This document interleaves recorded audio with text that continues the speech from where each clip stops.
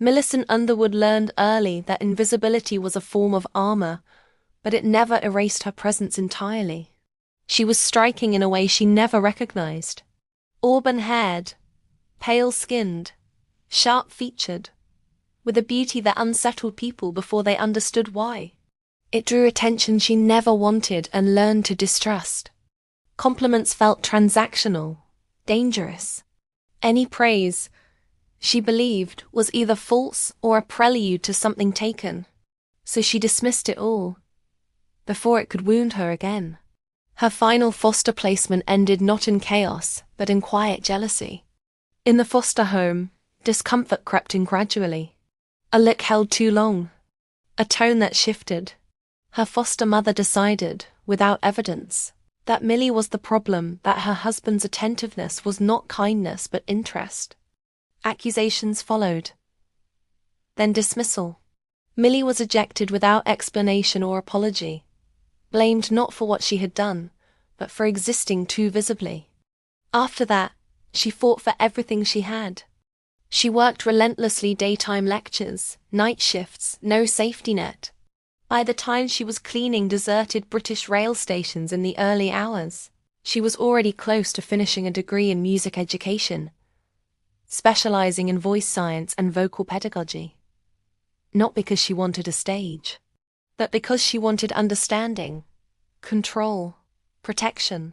She studied how the voice works, how breathing helps produce sound, and how easily young voices can be damaged without the right guidance.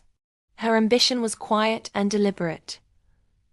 To teach children, to give them what she had never been given, a voice without fear. Her own voice remained untouched by industry or ambition. She sang not to be heard, but to stay upright through long nights. Melody came instinctively to her, shaped by feeling rather than training. What emerged was unpolished but devastating sound that carried ache, resilience, and a truth no technique could manufacture. The kind of voice that raised goosebumps before the mind could explain why. That was what Alexander Bedford heard. A renowned producer known for discipline and restraint, Alexander had trained himself to separate noise from meaning. Yet her voice stopped him cold. It wasn't perfection that held him. It was honesty. The absence of performance. The presence of something real. He did not approach her that night. It took weeks before Millicent agreed to step into his studio.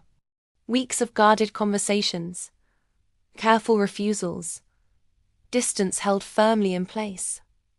She did not trust men who noticed her. She did not trust opportunity. Alexander, recognizing the fracture beneath her composure, did not push. He waited. He allowed silence to work where pressure would fail. Inside the studio, their connection unfolded slowly. He did not correct her voice. He listened. He recorded her as she was. She, in turn, approached sound with the precision of a scholar understanding breath, resonance, and mechanics, even as she refused to believe in her own beauty or worth. As her voice found listeners, her past rose with it. Attention pressed where old wounds still lived. Fame threatened to expose what she had spent a lifetime protecting. Alexander, drawn further than he intended, was forced to confront his own fears of responsibility, of attachment, of loving someone who had learned to survive alone. This is not a rescue story. It is the story of a woman who fought her way to the edge of being heard, and a man who learned that love is not control, not urgency, not possession, but patience. Some voices are born to rise, no matter how long they were silenced. This is part 1 of a 7-part modern romance series. As Millie's voice is heard by the world, fame begins to change her life and test everything she believes about herself. Her connection with Alex will be challenged by attention, pressure, and the cost of being seen.